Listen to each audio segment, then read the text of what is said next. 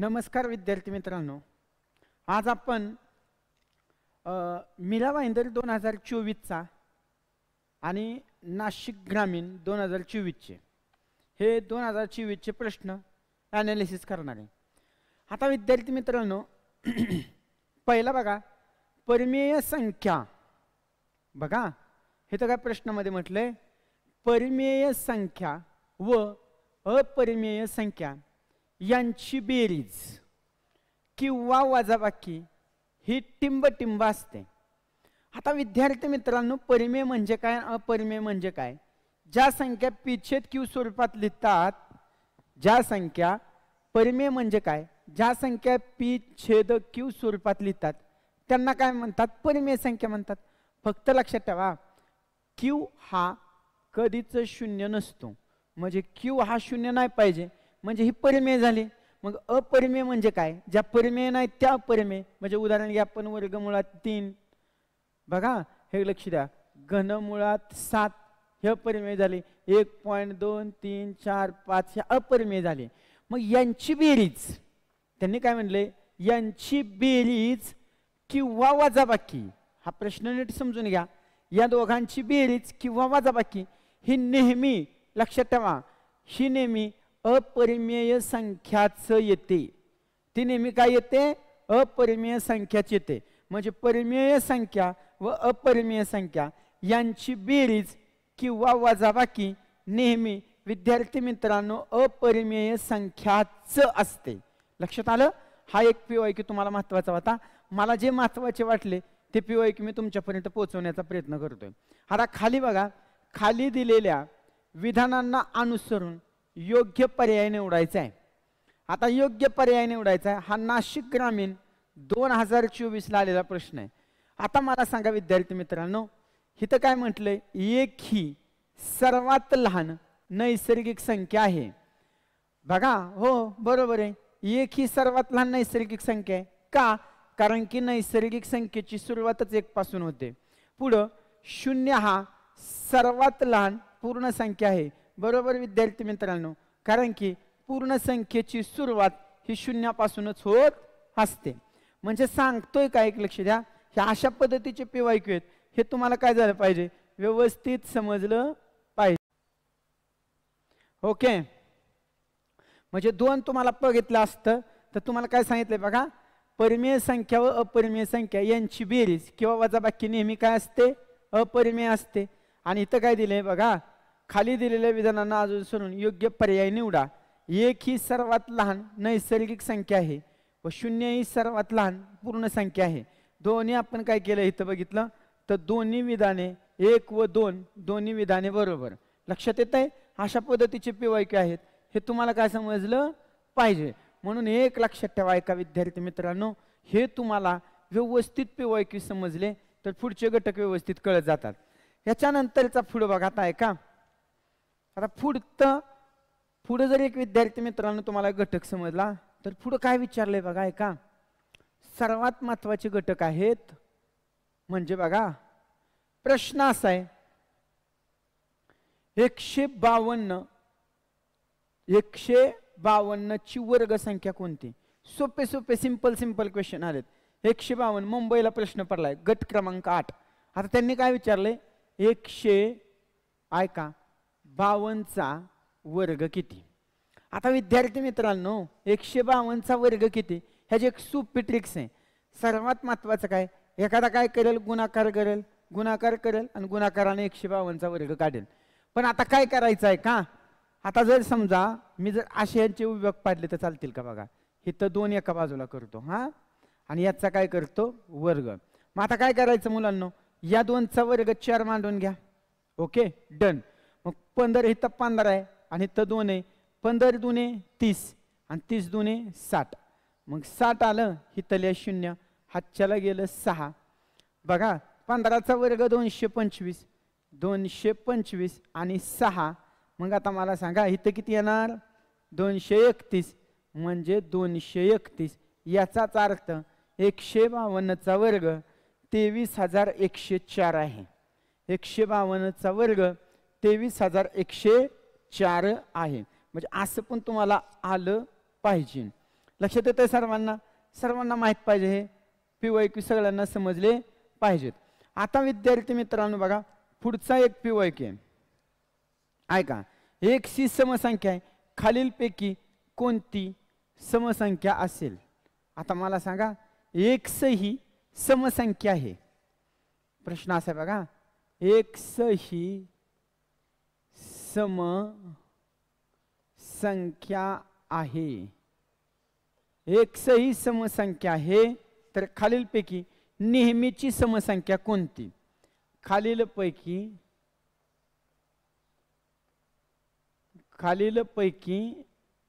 नेहमीची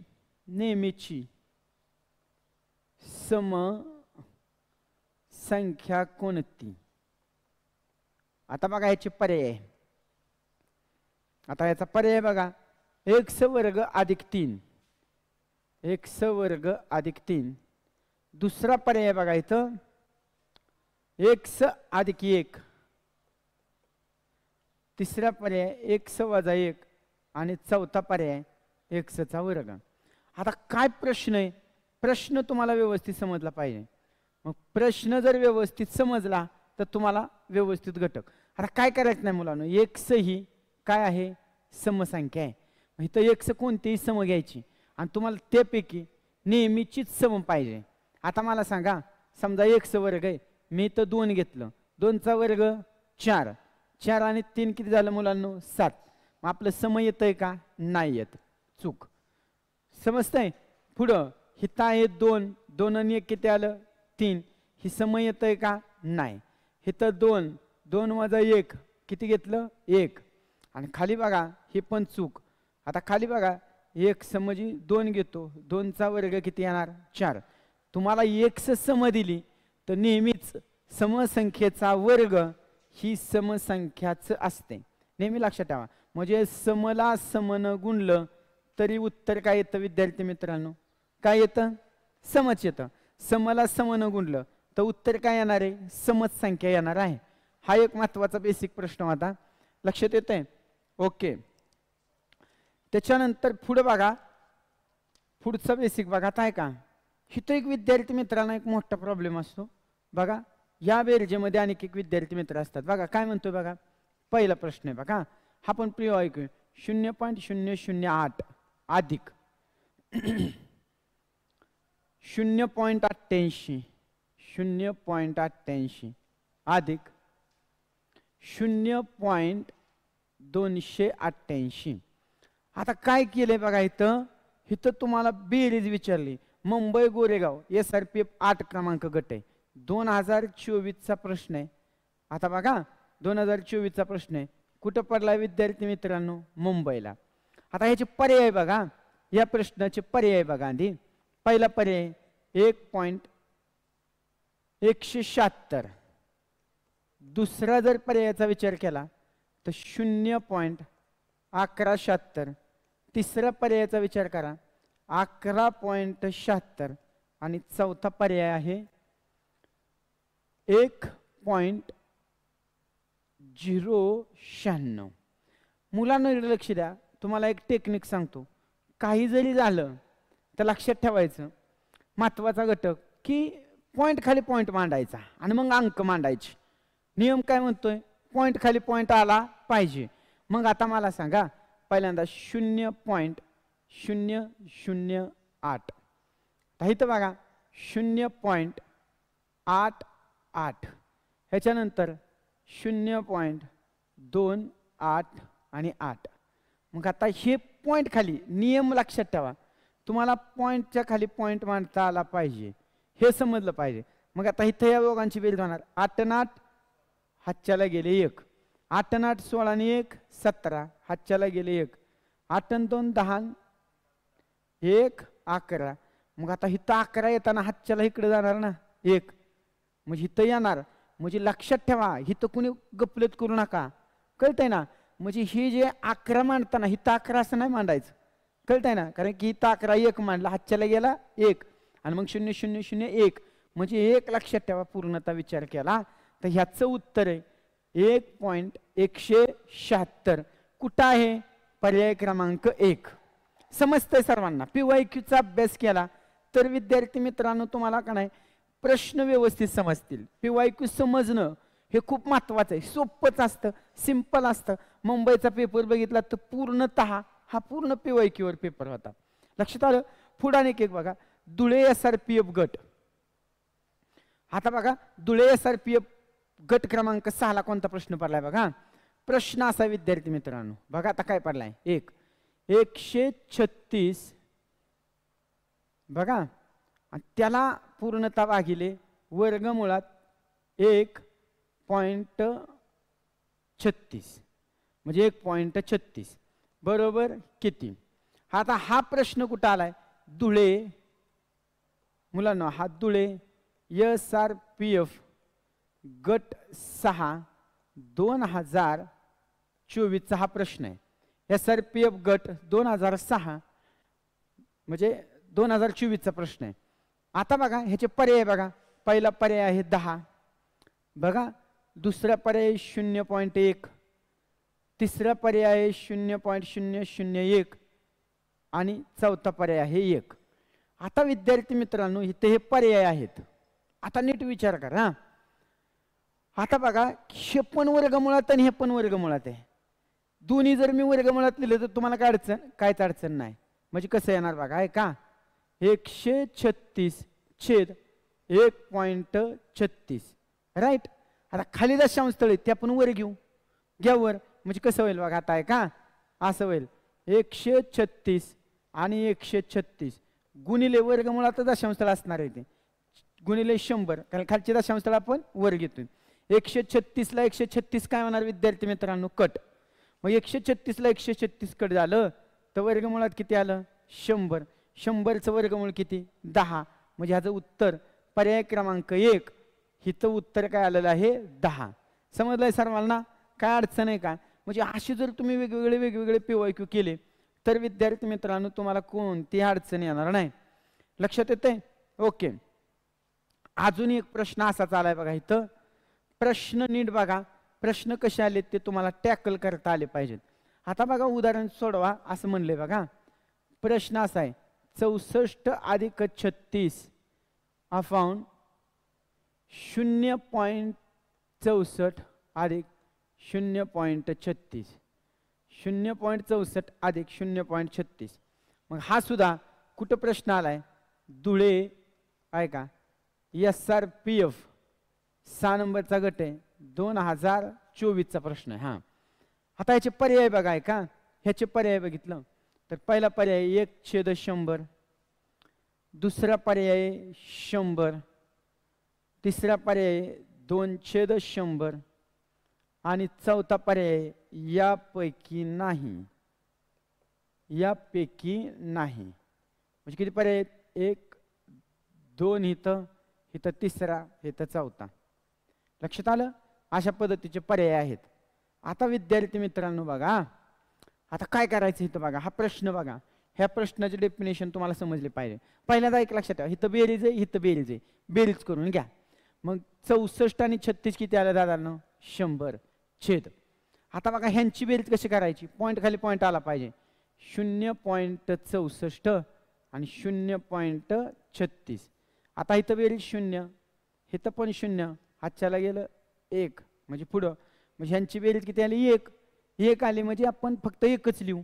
मग आता मला सांगा, इथं 1 लिहिलं, इथं आलं 100, मग 100/1 म्हणजे उत्तर किती येणार आपलं? 100. पर्याय क्रमांक 2. काय अडचण नाही, खूप सोपे क्वेश्चन आहेत. ही टाईपचे हे पडलेले क्वेश्चन आहेत विद्यार्थी मित्रांनो. हे जे तुम्हाला क्वेश्चन देतोय ना, हे परीक्षेला पडलेले आहेत. हे बघितलं ना, धुळे SRPF गट 2024चा प्रश्न आहे. धुळे SRPF गट 2024चा काय आहे? प्रश्न आहे. सर्वांच्या लक्षात आला आहे का?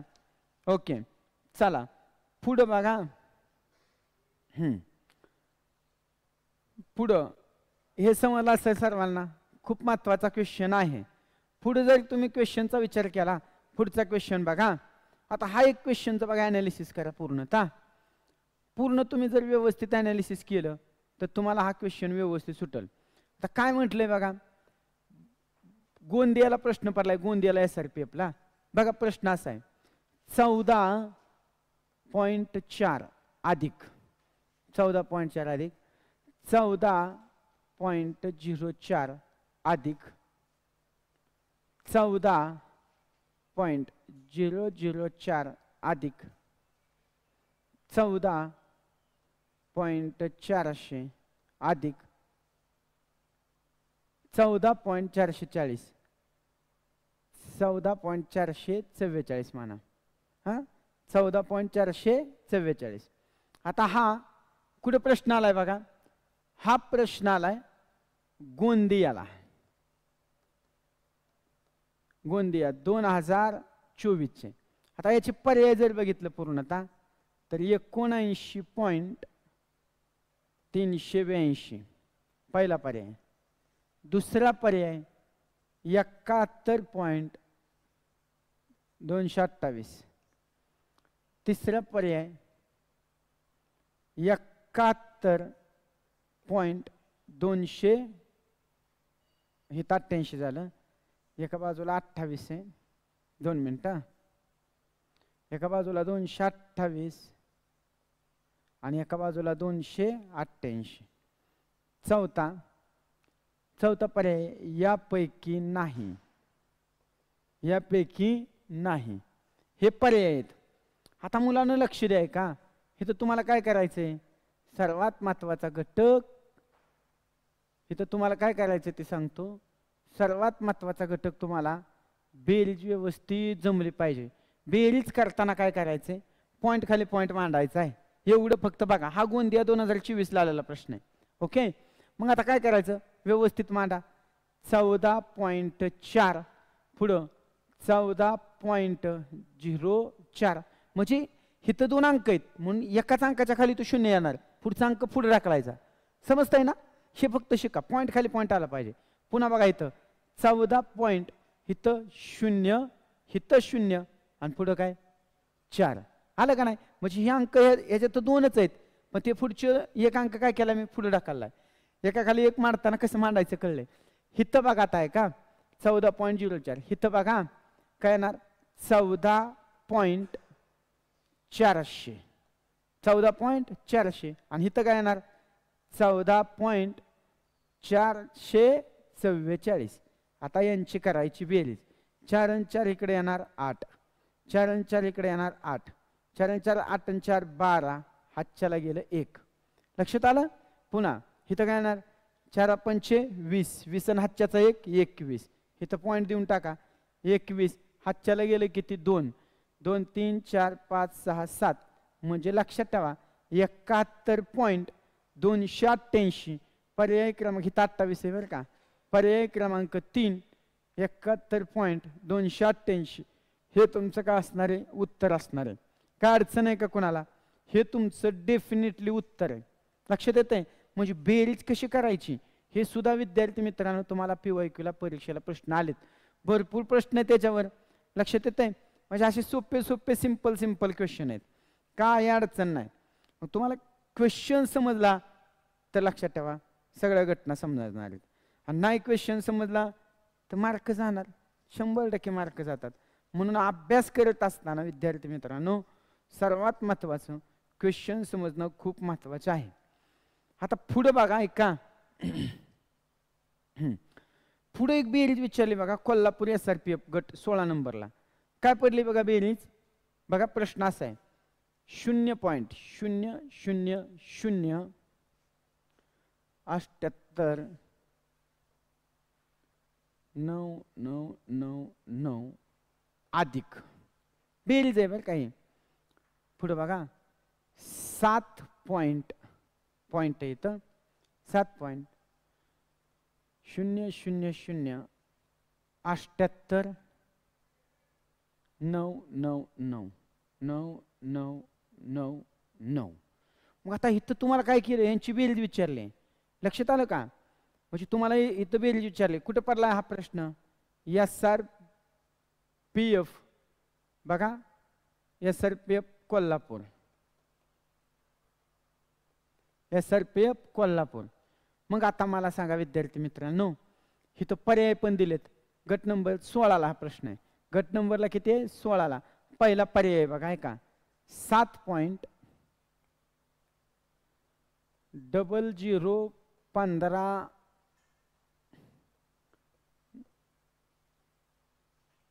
दुसरा पर्याय बघा 7.0015 78998 78998. तिसरा 7.0015 77998 आणि चौथा यापैकी नाही. म्हणजे अशा पद्धतीचे काय आहेत इथं मुलांना तुम्हाला काय आहे पर्याय आहेत. आता काय करायचंय मेन घटक पॉइंट खाली पॉइंट आला पाहिजे. महत्वाचा घटक काय पॉइंट खाली पॉइंट आला पाहिजे. मग आता मला सांगा 0.000 78 9900 असं 9 पुन्हा 0.000 पुढे बघा 78999. राईट, दोन्ही समानच आहे.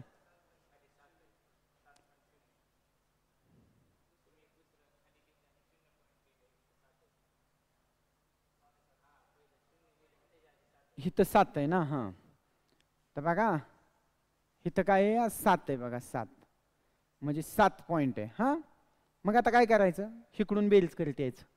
99 18 हातच्याला 1 99 18 आणि 1 19 हातच्याला 1 99 18 1 19 हातच्याला 1 99 18 19 हातच्याला 1 8 आणि 8 16 16 आणि 1 17 हातच्याला 1 7 आणि 7 14 4 आणि 1 15 हातच्याचे 1 हातच्याला 1 पुन्हा 1 0 0 हे ते येणार 7 म्हणजे 7.00 15 79 998 15 कुठे बघा. मग ह्याच्यात काय येईल बघा पर्याय. प्रश्न बघा एकदा नीट 15 79 यापैकी पर्याय आहे का ह्याच्यामध्ये कुठला दिसतोय का तुम्हाला. म्हणजे इथं काय दिलंय बघा नीट बघायचं. 15 दिले 79 कुठं दिसतच नाही 78 दिसतंय. म्हणजे इथं उत्तर काय येईल यापैकी नाही. म्हणजे लक्षात आलं का बेलजीत दिसतंय का कुठं काय दिसतंय का बघा एकदा टेक करून. लक्षात आलंय. म्हणजे इतकी तुम्हाला बेरीज पडलंय पण इतकं असं फिरवून फिरवून पडलंय बघा. तुम्हाला समजलं पाहिजे 15 79 998 आपलं उत्तर कसं आलंय 15 79 998 हे तर कुठं दिसतच नाही. म्हणजे उत्तर काय यायला पाहिजे याचं यापैकी नाही. लक्षात आलं. ओके चला समजला असेल सर्वांना हा प्रश्न. ओके म्हणजे बेरीज येऊ जरी प्रश्न घेतला तर तो तुम्हाला काय केलाय व्यवस्थित तुम्हाला कळला पाहिजे. आता विद्यार्थी मित्रांनो काय म्हणले बघा ऐका. प्रश्न असा आहे पुढे प्रश्न काय विचारलाय बघा खूप महत्वाचा आहे. घनमूळ काढा. आता घनमूळ काढायला विचारलंय घनमूळ. मग काय बघा घनमूळ संख्या सांगतो तुम्हाला. इथं घनमूळात संख्या काय दिली 1,03,023 म्हणजे बघा 1,03,823 1,03,823 हा छत्रपती संभाजीनगरला पडलेला प्रश्न आहे. छत्रपती कुठं संभाजीनगर. लक्षात आलं का छत्रपती संभाजीनगरला पडलेला प्रश्न आहे 2024चा. आता पर्याय बघा याचे. पहिला पर्याय 49 दुसरा पर्याय आहे 64 तिसरा पर्याय आहे 47 आणि चौथा आहे 25. आता छत्रपती संभाजीनगरला हा प्रश्न आलाय. विद्यार्थी मित्रांनो घनमूळ काढायला विचारलंय तर तुम्हाला एक टेक्निक सांगतो ऐका नीट बघा. त्याचं टेक्निक नीट बघा. अगोदर हा प्रश्न कसा आहे ते सांगतो. कमीत कमी 1 ते 10 पर्यंतचे घनपाठ पाहिजेत 1 ते 10 पर्यंत. मग 1 चा घन 1 2 चा किती 8 3 चा 27 4 चा 64 5 चा 125 6 चा 216 7 चा 343 8 चा 512 9 चा 729 आणि 10 चा 1000. आता मला सांगा नीट निरीक्षण करा. जर इथं 1 असेल 1 तर एकक स्थानी एकच येते. 2 असेल तर किती येतंय 8, म्हणजे 2 बद्दल किती घ्यायचं 8. 3 असेल तर किती येतंय 7, 3 बद्दल 7 येतं एकक स्थानी. ओके, 4 बद्दल 4च. 5 बद्दल किती येतंय 5च येतंय. 6 बद्दल 6, 7 बद्दल 3, 7 बद्दल 3 येतंय. आणि 8 बद्दल किती येतंय 2 येतंय. म्हणजे 8 आलं एकक स्थानी तर किती घ्या 2 घ्या. 2 आलं तर 8 घ्या, 8 आलं तर 2 घ्या, 3 आलं तर 7 घ्या, आणि 7 आल्यावर 3 घ्या. म्हणजे अंक बदल कसे होतात ते बघा. आणि 1 आलं तर 1च घ्या, 1 आलं तर 1च, 4 आलं तर 4च, 5 आलं तर 5च, असं घ्यायचंय. 0 आलं तर 0, 9 आलं तर 9च. फक्त बदल काय आहे, हिथं आता 3 आहे 3, मग 3 बद्दल किती घ्यायचंय, निम्म गणित सुटलं. 3 बद्दल किती घ्यायचं 7, निम्म गणित तर ऑलरेडी तुम्हाला काय झालं सुटून गेलं. आता बघा विद्यार्थी मित्रांनो, घन म्हणल्यानंतर शेवटचे 3 अंक खुडा, कट करा. मग राहिलं किती 103. ह्या 103 मधून कोणत्या संख्येचा घन वजा होईल सांगा मला. 125 होईल का नाही, काय होईल 4 × 64, म्हणजे उत्तर किती आलं 47. डायरेक्ट तुम्ही हिथं जर तुम्हाला एवढं कळलं असतं 3 बद्दल 7 आहे तरी उत्तर सुटलं असतं. बघा ना, 3 बद्दल काय आहे 7 आहे तरी उत्तर सुटलं असतं. ह्याचं उत्तर आहे विद्यार्थी मित्रांनो 47. समजतंय. अशाच पद्धतीचे PYQ घेत जातोय मी. तुम्हाला हे काय होईल पूर्णतः क्लिअर होऊन जाईल. धन्यवाद. थांबा पण इथंच.